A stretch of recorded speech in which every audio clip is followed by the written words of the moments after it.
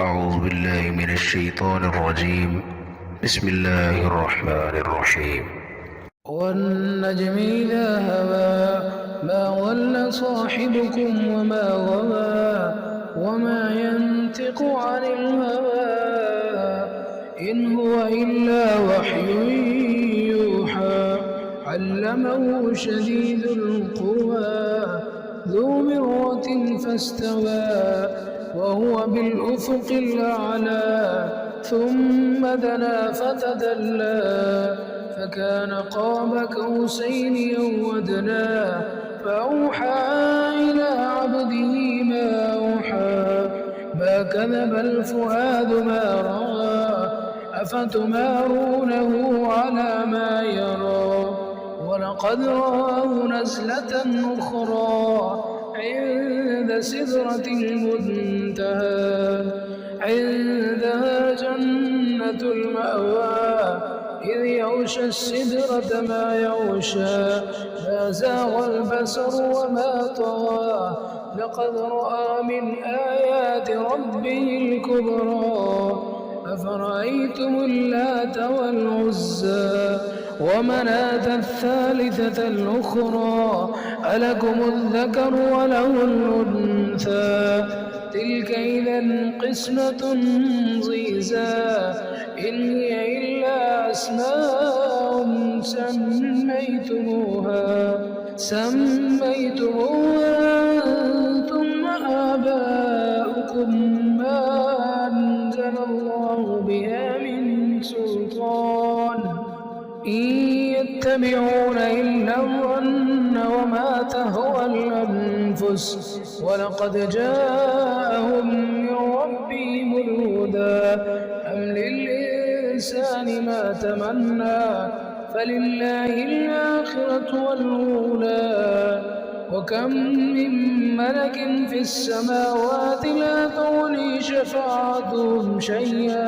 شيئا إلا من بعد أن يأذن الله لمن يشاء ويرضى إن الذين لا يؤمنون بالآخرة ليسمون الملائكة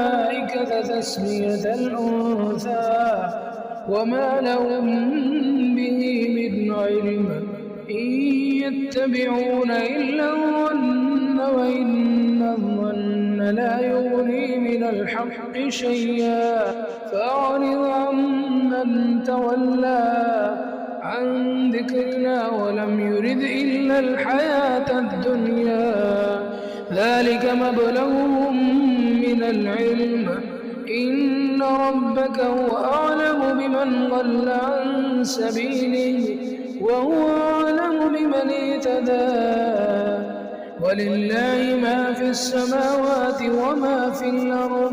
ليجزي الذين أساءوا بما عملوا ويجزي الذين أحسنوا بالحسنى الذين يجتنبون كبائر الإثم والفواحش إلا اللمم إن ربك واسع المغفرة هو أعلم بكم إذ أنشاكم من الأرض وإذ أنتم أجنة في بطون أمهاتكم فلا تزكوا أنفسكم هو أعلم بمن اتقى أفرأيت الذي تولى وأعطى قليلا وأكدى أعنده علم الغيب فهو يرى أم لم ينبأ بما في صحف موسى وإبراهيم الذي وفى ألا تزر وازرة وزر أخرى وأن ليس للإنسان إلا ما سعى وأن سعيه سوف يرى ثم يجزاه الجزاء الأوفى وأن إلى ربك المنتهى وأنه هو أضحك وأبكى وأنه هو أمات وأحيا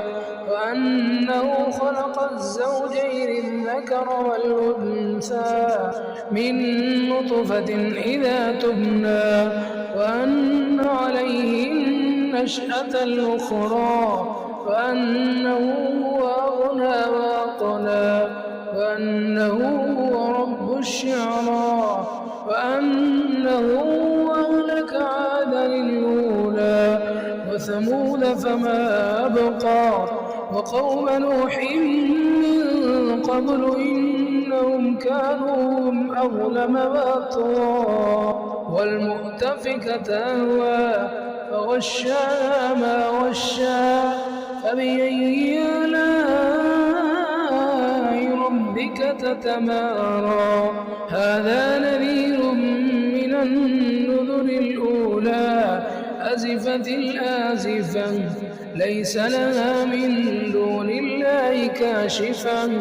أفمن هذا الحديث تعجبون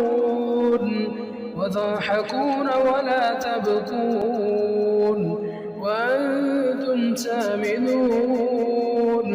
فاسجدوا لله واعبدوا